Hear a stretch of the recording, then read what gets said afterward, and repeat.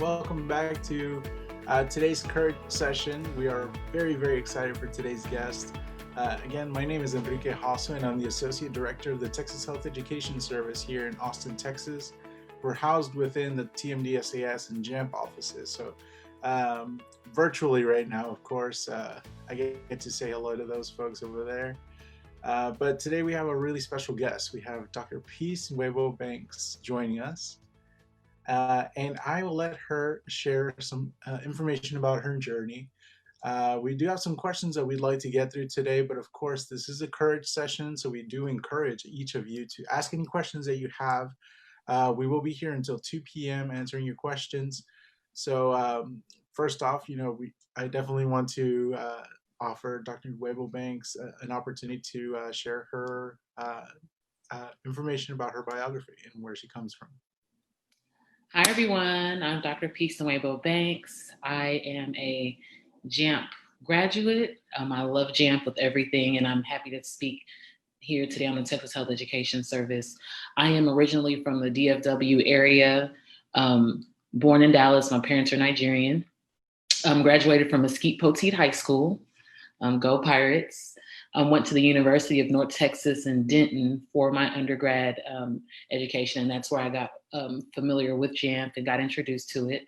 I graduated from Texas A&M Health Science Center College of Medicine out in Bryan College Station, and then I pursued obstetrics and gynecology for my specialty at the Houston Methodist OB-GYN residency program in the medical center area. I have my awesome husband, Eric, and we just had our son, Brody, about 3 months ago now, almost.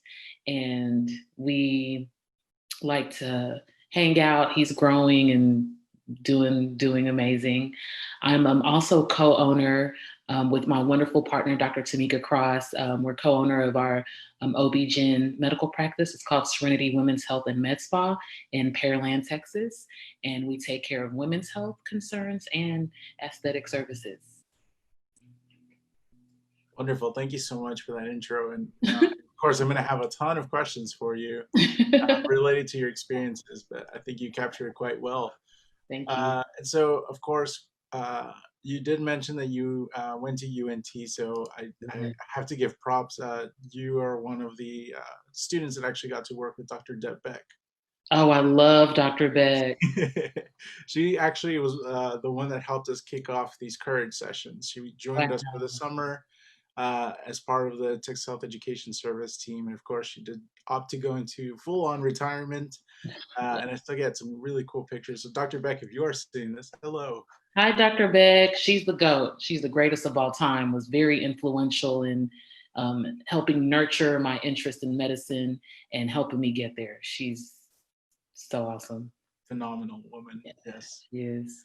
Well, I do want to ask, kind of like progressing from when you were part of JAMP and then talking about your med school experience, talking about your residency experience, and just what you're doing right now, because there's a really there's a unique purpose why we asked you to join the courage sessions. And we've heard a lot about obviously this application cycle. We have this huge influx of applicants that we'd never seen before, and it wasn't just an effect from that happened here in Texas with TMDSCS, but it's a national trend. And a lot of folks are calling it the Dr. Fauci Effect, where you're seeing a lot of healthcare professionals kind of coming to the front lines and showing and really explaining to the general public how medicine is affecting them, and really explain some really complex themes to the general public. And I've actually, because you were a JAMP student, and that's where I started off with, I have actually been following your experience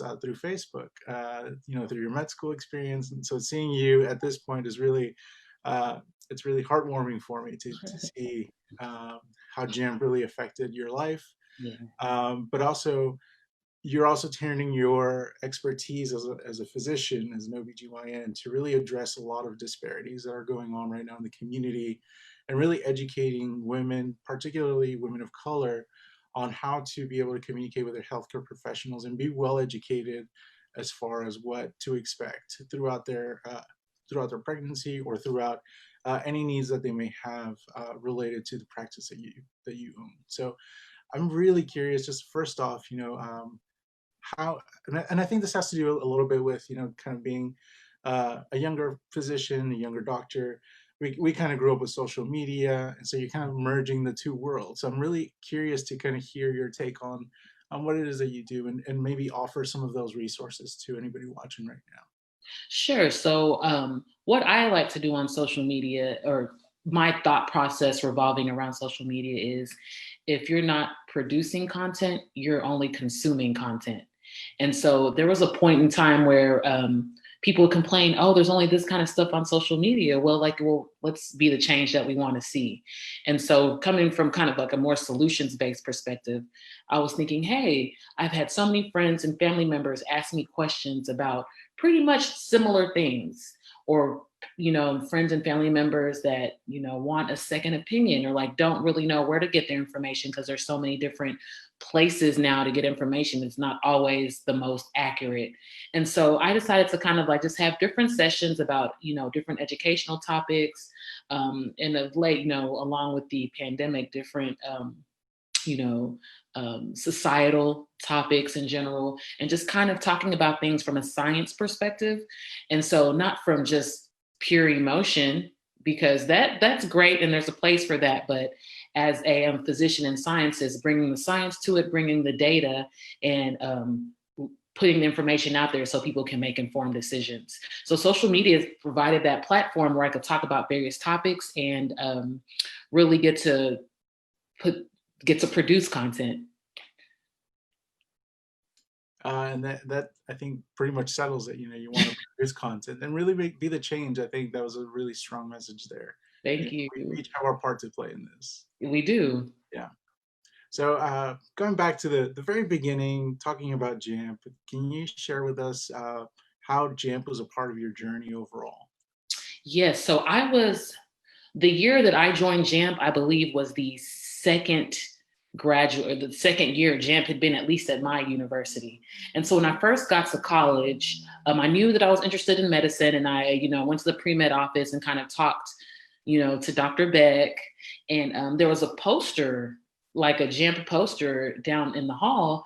And I was like, oh, this is really interesting that, if you have a lower socioeconomic status, you can still have a chance to apply for medical school. I had no one in my family. I had no idea what it took. And JAMP literally, the program took me under its wing and shaped me and prepared me to be a quality candidate. I got shadowing experience, like, just in the hospitals, in the clinics. I got extra education. We were studying in the summer biochemistry before I even had the biochemistry course.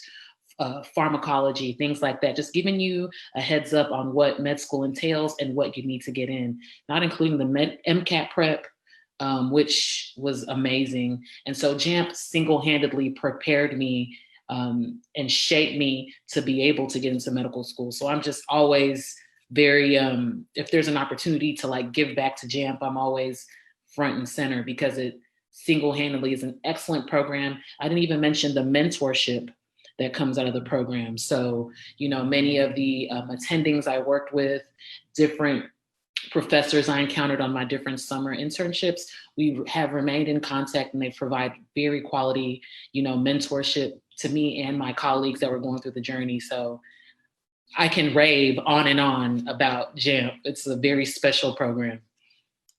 It really is. And we're definitely going to include some information here in the chat about the overall program of JAMP and how you can learn more information about it. Maybe this might be the first time you're hearing about JAMP, and so this is a great place to kind of get started. Absolutely. Yeah, and so you mentioned how JAMP kind of helped prepare you for the journey to medical school and the transition by like being exposed to classes and being exposed to that environment. So can you let us know what that transition actually was like for you? To get into medical school? So the actual transition, getting there, okay, boom, get the letter accepted, and like there's all these feelings. Joy is one of them, but complete trepidation, because it's it's different. It's different, and you know it's different, but you still, even through the courses and stuff that we took in the summer, nothing can legitimately prepare you for medical school, except, there are some post-bac programs, so I'm not gonna, discount that. But the medical school experience really does come, once you're in the thick of it. And so for me, the transition was the first block, because we do things by about 6-week blocks. I felt like, but you still, even through the courses, sorry. Can you hear me? Yes, I can. Sorry about that. Okay, no problem. And so where was I? So the first block, I felt like I was getting information through a fire hose. So much information. The transition was, I would say, challenging, but it's because it's different. It's a different volume of work. So what you would do in a semester in undergrad, you complete in a few weeks in medical school. It's a completely different level of volume. Along with that, you're with a bunch of different people and you're trying to figure out the best way to study, what's your study style. And it can be, intimidating. Somebody will come in with their $10,000 laptop and and they're just all spiffy and you have like your notepad. But at the end of the day, none of that matters. What matters is how you acquire the information and like keep it in. And so getting past some of those jitters and like really getting comfortable in the groove where there's typically a cadaver the first year. So you're incorporating that into your schedule and just really taking it all in. The transition there's a huge learning curve. And I think going in mentally prepared and being positive and optimistic about it and working as hard as possible are the best things to get through it and to get used to it as well. Well said. So you kind of mentioned how that transition it could be a little bumpy, but ultimately comes down to what you bring to the table and how you're learning, how you're studying, and really taking on all that fire hose of information. So, we always have like a mental image of what an experience is going to be like, and then the actual result. So, what was how did the actual experience compare to your expectations for medical school? So my actual experience was very different because I couldn't fathom. I think I could fathom a little bit the classroom part because we've been in school for most of our lives. So you can understand maybe, okay, I'm in the classroom, I'm getting lectures, whatever the case may be. But I could not fathom, like as mentioned, like, the volume. And your lecturers are really cool. So all of our lecturers, typically in medical school, everyone walking up there is a PhD and MD, PhD. Like everyone's super brilliant in presenting, so much information with minutia. So you're getting details along with it. Knowing that I was going to be exposed to that much information is overwhelming now that I think about it. But I will say the third year I couldn't fathom that at all. Like just being a medical student, because third year and fourth year is clinical, or typically, things are pretty different in each medical school. But for the most part, the first 2 years are classroom work roughly. And the last 2 years are roughly clinical hospital practice work. And so being able to actually be in the thick with patients, being in surgeries in the operating room, being in the back of the room when a patient is having there's a psychiatry session, being a part of that was such a privilege. And I don't think I thought about the privilege of that back before medical school. I still, it was amazing. I loved the clinical years. Yeah, and it really is a whole different experience when you're in clinicals and you are in the course. Because I think a lot of times, people envision, you're in the huge classroom setting and you're watching a lecture, and that's pretty much what it is. But there's a lot of hands-on that takes place. Yes. Yeah. Absolutely. And it's all necessary, for that humanistic approach to medicine. I agree. Yeah. So if you could go back in time, I'm not going to say how long because I think we're similar age, but if you go back in time as a pre-med and pick up a skill that would have helped you, what would you do? I would say a couple of things. The first thing is I probably would have implemented the practice of like positive affirmations. And I know that sounds like, that's not a big deal, but it is. Like being positive about the different things that one will encounter and, letting yourself know, hey, I've gotten this far. I'm intelligent. I'm supposed to be here. I deserve to be here. And positive mantras can be very powerful. There's a lot of, let me speak for myself. Something I had to face and that I still face is imposter syndrome, where you're just like, man, am I supposed to be here? Like, very few people look like me. What am I doing?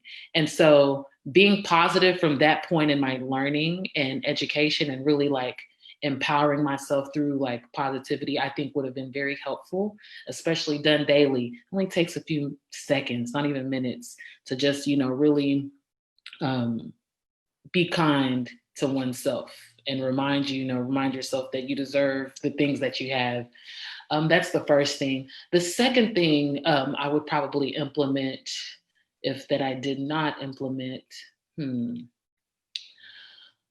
I would say I would say this for people who are morning people. Really, I'm a night person, so I've tried and it just doesn't matter. I'm naturally a night person, but I guess whichever time works best for you, whatever time, if you're a morning person, whatever the case may be, it is best to be a morning person because everyone else operates in the morning and you can get a lot done and really be, proactive and productive. But whatever your, productivity hour or time is, really take advantage of that time. Don't let that time pass you by. Really try not to procrastinate and get things done. If you can, you'll always thank yourself later. Yeah, there's a reason why these sessions happen at 1 p.m. I think you hit on a really interesting note in terms of managing that imposter syndrome that seems to creep up, regardless of which profession. But I think really when you're talking about healthcare, becoming a healthcare professional, it might kick in extra, particularly for students who are first generation, who don't have even when you have the mentorship and you have somebody that you've connected with and you really understand the profession, you hit that wall all of a sudden. And I think it's really important to have that positive affirmation. And I just wanted to share my own experience with that. Kind of what finally made me snap out of it for Yeah, myself. I'd Might love not to hear might it. not be something for everybody, but it hit me. If I didn't have imposter syndrome, then I wouldn't feel that I didn't belong there. And so Mm, it kind of hit me. It's like I have it because I care about this and I know what the expectations are. And I correct. know that I can meet those because if I didn't, I wouldn't have this kind of like anxious reaction to it. And Yeah. so that's when I realized I was like, okay, I know what I'm doing. I can figure this out.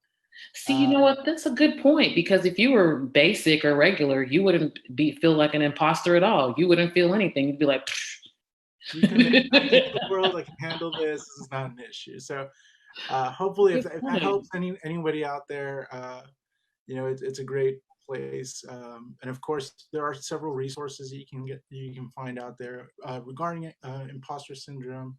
And if it really is something that severely impacts your life, of course, there are resources available Yes, on your campus. A lot of counselors or coaches who can help you with that because, yeah, ultimately it comes down to this is a pathway that is not going to be easy, but correct. it's where you're meant to be if that's what you feel. And so you make it happen on your own. That's a really good. I like the way that you wrapped your head around that. I'm going to steal that because I that's saved y'all true. like 10 years I, of support there. I love that Yeah. though. So now I wanted to kind of ask questions relating to, we've talked about medical school, we've talked about your experience with JAMP. Now actually going into residency program and kind of like Mhm. narrowing down all the different options that you had. Can I ask kind of like what moment really defined your desire to become an OBGYN? Sure. So I previously mentioned in the beginning of the video that my parents are from Nigeria. And so when I was about 10 years old, my grandma, my paternal grandma, she came from Nigeria and she was with us in Dallas and she really helped shape us. Like we learned, me and my sisters already understood the language by the time she came, but we really started to speak it because she was like, I want to talk to my grandkids. And because we could understand in the mornings, especially, I remember the summer, I think I was about to go to 7th or 8th grade. And we would always eat breakfast together. She loved Eggo waffles. And so she would always tell me stories of when she was a midwife, because she was a midwife in Nigeria. She would always tell me amazing stories. I mean, good stories, some sad, but she delivered all these babies and delivered breech babies and was a midwife and performing midwifery without an ultrasound and, herbs. I mean, this was like 1940s, 1950s, 1960s through 70s, Nigeria. And so she was awesome. And she just told me so many awesome birth stories. And then I was so intrigued at that young age. And at that point, I was like, okay, I, I, I want to be a doctor. I want to be an OB-GYN. I want to do what my grandma did, and how do I go about that? And it was at that point, I was about 12, I would say, when the thought, I was like, okay, this is something I want to do.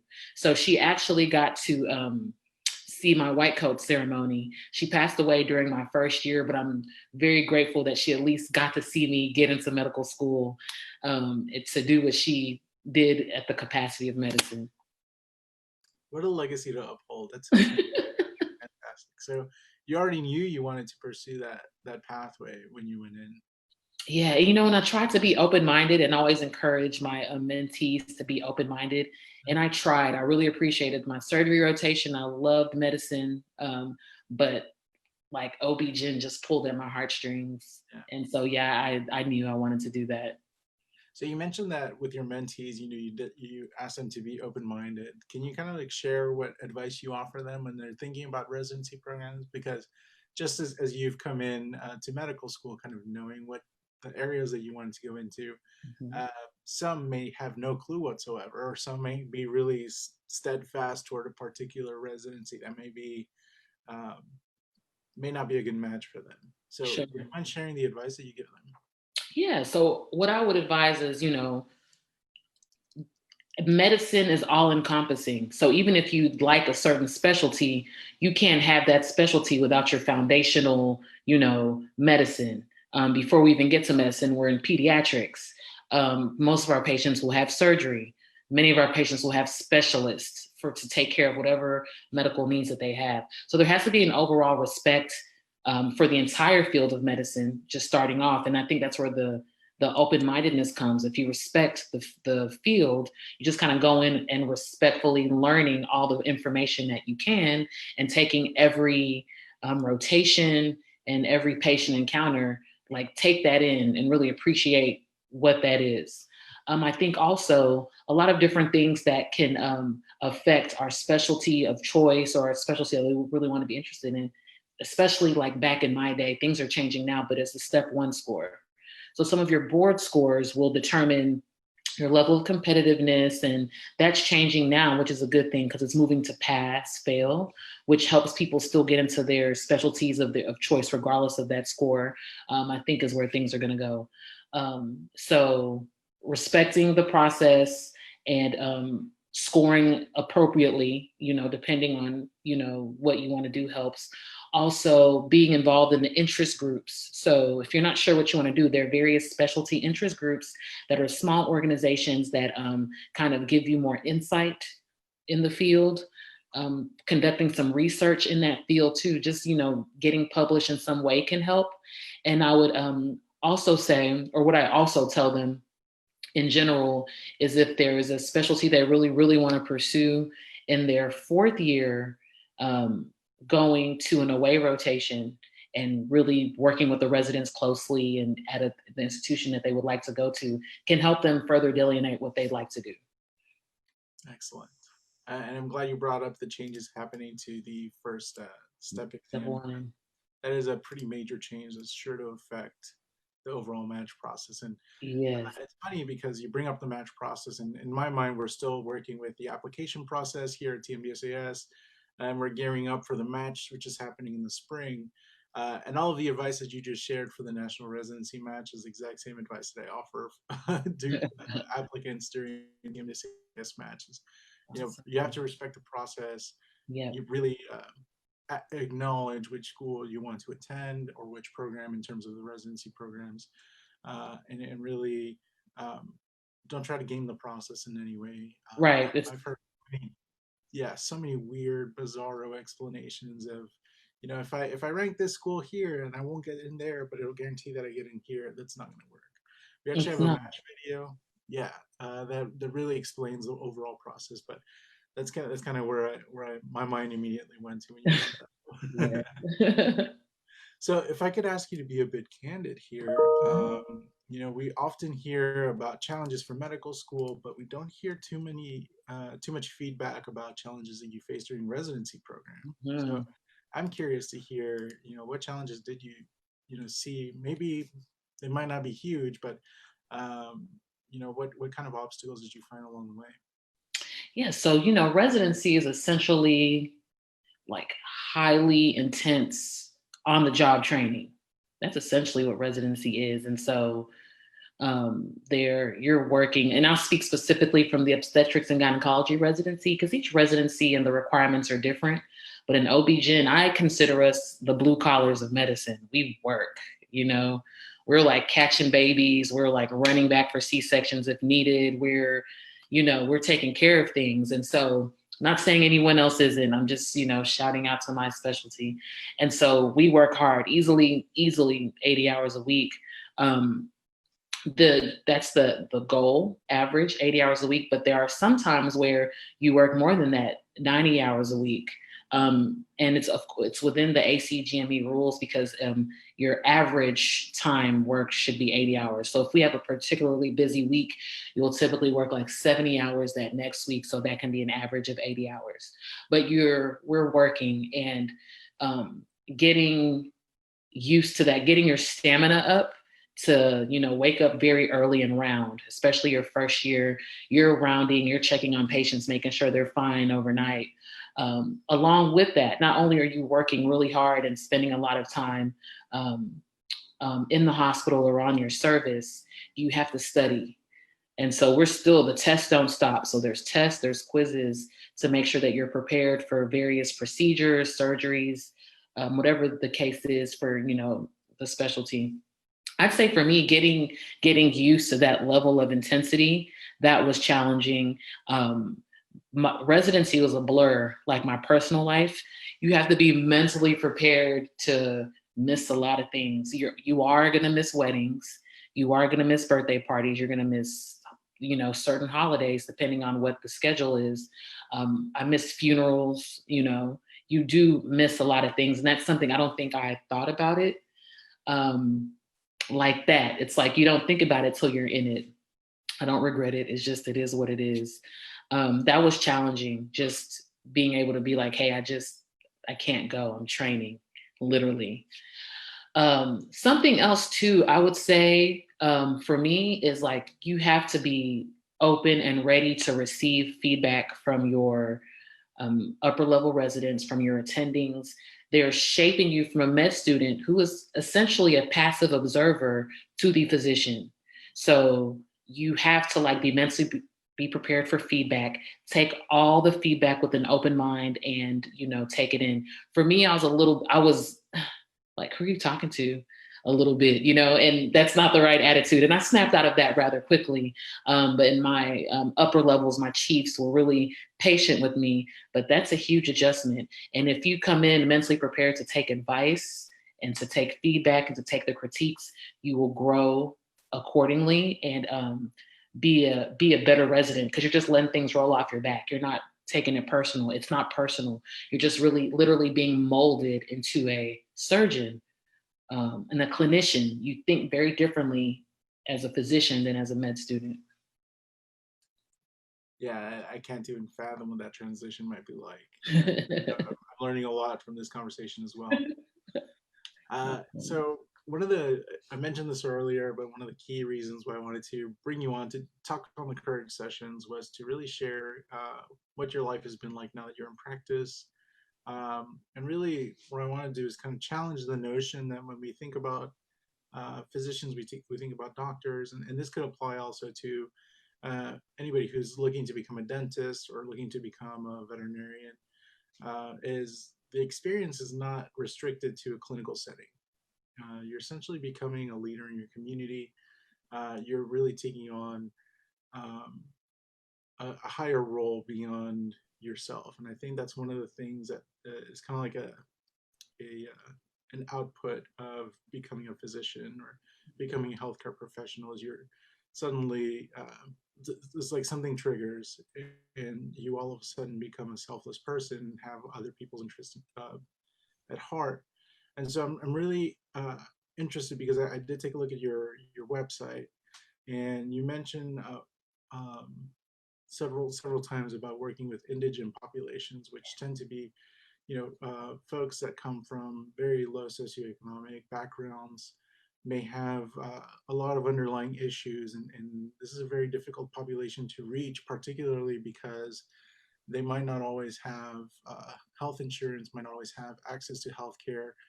A lot of times, they might face individual issues that make them very difficult to be reached. And so I'm curious about what it means to you to work with these indigent populations. Absolutely. Thanks for asking that. So my first 3 years after residency, I worked as a hospitalist with the University of Texas Health, which what that means is I worked in the hospital, and the patients that I take care of are patients who come in who don't have a doctor, or their doctor does not come to that hospital. They're considered unassigned. Typically, these patients that come in, they come in through the ambulance, typically because they may not have a vehicle, different socioeconomic issues from there. Many, did not have access to prenatal care. Many may have substance abuse issues.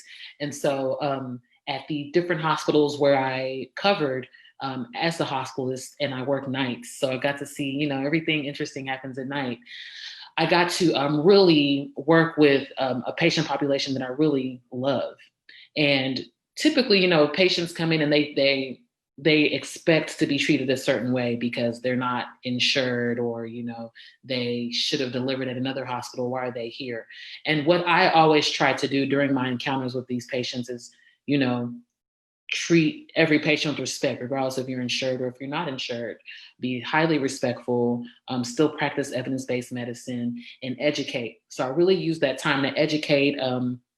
Even if they came in and they weren't in labor, I would, some patients will come in, and this is random, this is not a real patient, but a 18-year-old with already 4 kids, and she's on her fourth kid. And, I would use that as an opportunity. Let's talk a little bit about contraception. What have been the issues? If you wanted 4 kids by 18, awesome. 100% of the time, no, they don't. And so we talk a little bit about contraception and places to go get some affordable contraception, et cetera. Things that they can do on their part to help them control their life. A lot of times with patients that are in a lower socioeconomic status, or who are indigent, there's a lack of control over what's happening around them. And so I always will try to educate, because education and knowledge, that's power. In the most recent capacity, since I've transitioned to private practice, I don't have access to that patient population as much as I did in the past. But goals that me and my co-owner of my practice, Dr. Cross, we plan to host fairs for our underserved in our communities within the next year or two. And we're in the planning stages of that, but have a fair to give people who don't have access to healthcare access to physicians, and get a PAP, or get a quick mammogram, setting that up. So that's something we're working on, just to try to continue to give back and offer some kind of help. Excellent. Thank you so much. I was writing down some of those words in there that you were mentioning. I love that. Thank you. Is power. I think, I say this a lot, but I think we should put that on a shirt. I agree. Yeah, so when you open your merch shop, yeah, that's the first Good title. idea. So, we talk about we've talked about your work with educating people and using digital platforms to reach a wider audience. And I'm curious to kind of learn more about how, in your role as a physician, you are working to inspire change in systemic issues. We've oftentimes heard of, some really awful statistics about how Black women in particular are really um, in terrible positions, oftentimes because of lack of care, lack of access to care. or maybe lack of knowledge of working with uh, Black women. And I'm really curious to learn more about how you've educated others, and particularly educated others that might be affected by these systemic issues within healthcare. Absolutely. So I've done several talks about this and specific issue that you bring up, which is really important. And I provide advice. So I have some of my patients, my African American patients, my Native American patients who also have a high staggering rate of maternal mortality. I discuss with them how to go about navigating, the healthcare professional for them, because patients often say, well, what can I do? What can I do? We know that these are statistics, but what can we do on our end? And what I typically recommend is preconception counseling. These are for patients who are before achieving pregnancy. Preconception counseling can catch any underlying diseases, including high blood pressure, diabetes, thyroid problems, etc., prior to conception. What that can do from a foundational aspect is take care of things and have patients go in a bit healthier when they achieve pregnancy. That's the first thing I encourage. The second thing I typically encourage is, when a patient goes to an obstetrician for the first time, being candid about their concerns and fears. Hey, doc, I'm Black, I'm Native American, we have a high maternal mortality rate. Are you committed to helping me? And I don't mean that in a challenging way. And I don't mean that in a way to like put off the OB or the midwife, but more so in a way like, are you aware of this information? And will you provide me the particular attention that I need to mitigate some of the horrifying risk factors and things that, occur? The second or the third thing, and this is one of the more important things that I emphasize, is really being proactive in one's care. Like, don't leave your doctor's office if you don't understand what's going on. Request, patient information that you can read about later. Ask your doctor questions. So if you have questions, put them at my phone. All of us have notes. Get in your notepad and write down questions that you have so your questions are answered when you see your clinician. Feel fully informed with different decisions that are made. Of course, some things may be an emergency, so may not be a lot of time for the doctor to always explain, but that's not always the majority of the time. So I think coming in as healthy as possible through preconception counseling, finding a doctor that's committed to you and not just kind of cursory in how they go about things, and playing your part and being informed and asking questions and really kind of having no one's saying be a physician or clinician, but have a basic understanding of what's going on. Can you explain in your own terms what's going on to kind of understand how the pregnancy is going? That's what I would typically advise in these sessions. And something else I'm doing, me and a group of colleagues from different specialties, anesthesia, family practice, internal medicine, of course, obstetrics, we are in the process of putting out a racial disparities paper to kind of look at racial disparities from the past, present, and what we hope to see in the future. And so that's putting out data is a really good way. Once again, numbers don't lie, but putting out data is another way to help enact change by putting that information out there. So those are a couple of things that are floating around for me when it comes to those disparities. It's very timely to bring something like that together. Yeah, it is. I'm excited to see that come together. Thank you. Thank you so much for sharing that. I think there's some really major things that we can take away from that, particularly as people, learning how to communicate with our physicians, with our caregivers, having that shared language, and really being able to communicate how different things are affecting us.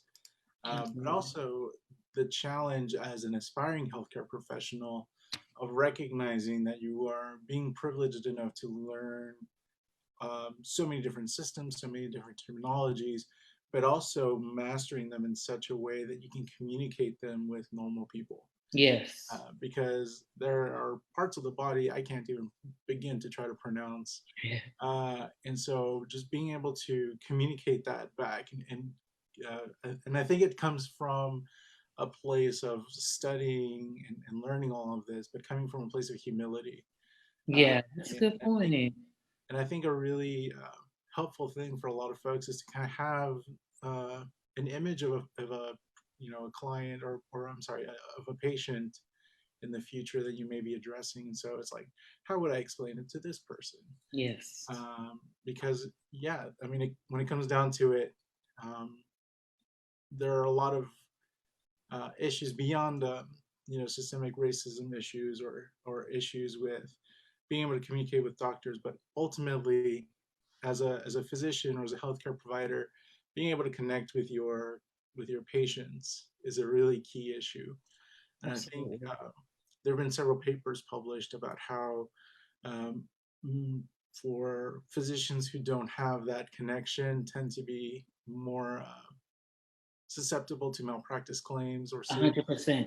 Yeah, and that was actually one of the largest contributing factors for the changes with that we've seen with all the medical schools, probably in the past 10 years, with regards to changing the MCAT and addressing, psychology and sociological behaviors, Yeah. and having that entire section of the test, and then also with having the schools introducing items like the core competencies, which I always, have the weight of bringing these into the conversations during our courage sessions, but they're very important because they're showing that before you become a physician, before you start engaging with patients, you do have these different traits that are important for you to be able to communicate and connect with other people. Absolutely. I mean, think about if like you didn't like your doctor and then your doctor, then there was a complication. Of course, you're going to sue them. Hmm. You don't like them and they messed up. Like the least you can do is if you're going to be rude is to do a good job. No offense. I love my colleagues and complications do happen. So I'm not blaming anyone, but having a warm bedside manner, um, drawing out pictures if a patient may seem, confused, handing patient information. Those are just a few things that really help patients have a firm understanding of what's going on. And patients tend to do better and remain compliant, which is, take your medications that have been prescribed and et cetera, when they really understand what it's for. 100%. All right. Well, we are getting real close to time, but I want to make sure that we talk about the Serenity Women's Health and MedSpa. Yeah. Uh, can you share more information about that? Yes. So Serenity Women's Health and Med Spa is my private practice, co-owned by me and by my business partner, Dr. Tanika Cross. We are in East Pearland, Texas. We are like right in the beginning. We just officially opened in November, so we're brand new. We pushed through and built the practice through the pandemic. We take care of all women's needs from the age of 12 all the way postmenopausal, and take care of you from a preventative health standpoint, manage fibroids, um, infertility workup, and different things like that to help patients. And on the med spa side, we offer a level of convenience and aesthetic services for our patients, including laser therapy, facials, injectables, and IV hydration. Um, we have very experienced staff that are very knowledgeable and can help patients on both ends. But we really wanted to create a business model that was convenient for professional women. You don't have to run across town to get things done. You can come here and kind of take care of your needs. So we're really excited and we're looking forward to patient and client feedback. Yeah, I was about to mention it's almost like a one-stop shop now. Yeah. That's fantastic. Thank you. All the best of luck to you and your Thank you so partner. much. This sounds like a fantastic opportunity for you both. Would you mind for any students who may be watching this and want to follow kind of what I've been seeing and following you on your social media channels? Yeah, Would you mind sharing what those are? sure. Can you want me to put it in the chat or say it out loud? You can say it out loud and I'll type it Okay. out so that everybody can get a hold of those. Awesome. So you can find me on Instagram at dr.nwegbo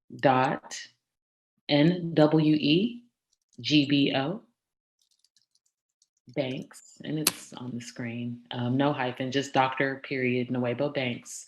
That's my IG. And my website for Serenity Women's Health is serenity-women.com. You can call for an appointment. You can follow me on Instagram, and, if you have a question, message me and I will try my best to respond, or at least provide some kind of feedback.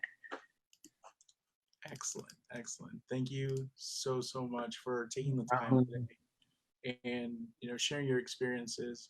Before we do let you go, I do want to offer you the opportunity. These are card sessions, and we talked earlier about how important these were for a lot of reasons, particularly the journey to medical school or to becoming a healthcare professional is already bizarre enough, and then you throw in a pandemic and it's just on the fritz.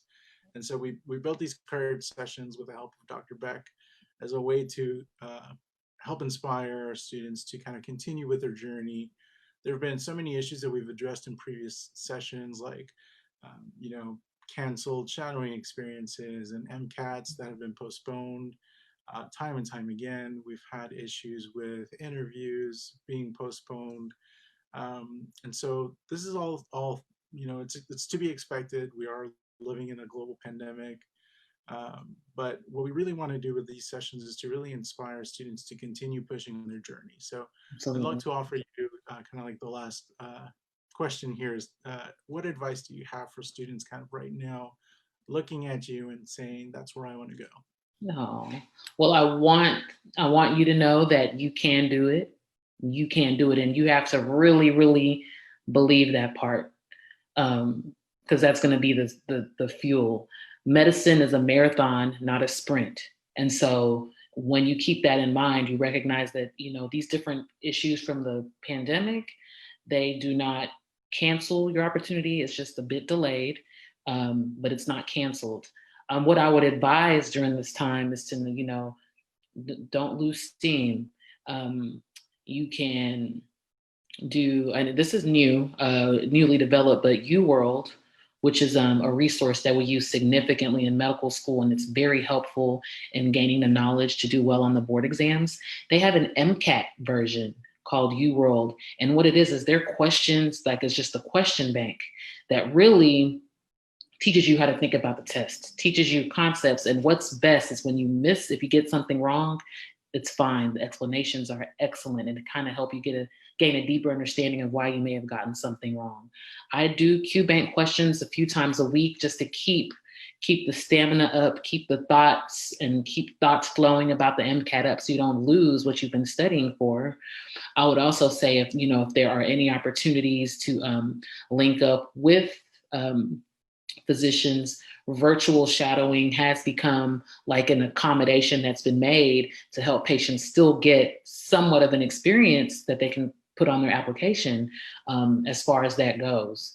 Along with that, yes, it is a pandemic, and I completely, understand. But if one is able to add any type of community service to, the resume at any capacity, that always adds a lot of value. Being a physician often does require a level of selflessness. And so if you're able to do that in a safe way, it'd be really good to kind of like beef up your resume in certain ways and use this as an opportunity to improve your resume or add to your journey instead of, just kind of sulking. Sulking never got us anywhere. So just try to take what you can into an opportunity. If you can, hop on a research project. You can work on things virtually. There's lots of emails and phone calls and Zoom conversations that can take place. Take advantage of what you can and push.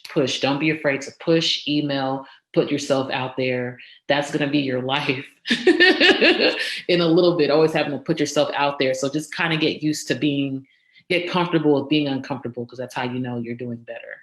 And so that's what I would, encourage the students that are just kind of trying to figure out, this is a weird time, but take advantage of it. Thank you so much. I'm writing all that down right now. Dr. Nwegbo-Banks, thank you so, so much for taking the time to talk to us today and sharing your experiences. This means so much to so many students right now who don't have the opportunity to shadow physicians. And so thank you so much for taking the time. Thank you, Enrique. Thank you for having me. I'm really honored, and I'm rooting for everyone that's in this process. This journey is possible. You can do it. Just keep putting one foot in front of the other. Absolutely. Well, on behalf of the Texas Health Education Service, the JAMP program, and TMDSAS, we'd like to wish all of our applicants and future applicants all of the best of luck. Absolutely. It's not going to be easy, but it's going to be worth it. It will. We'll talk to you all later. Thank you so much. Bye. Thank you, Enrique.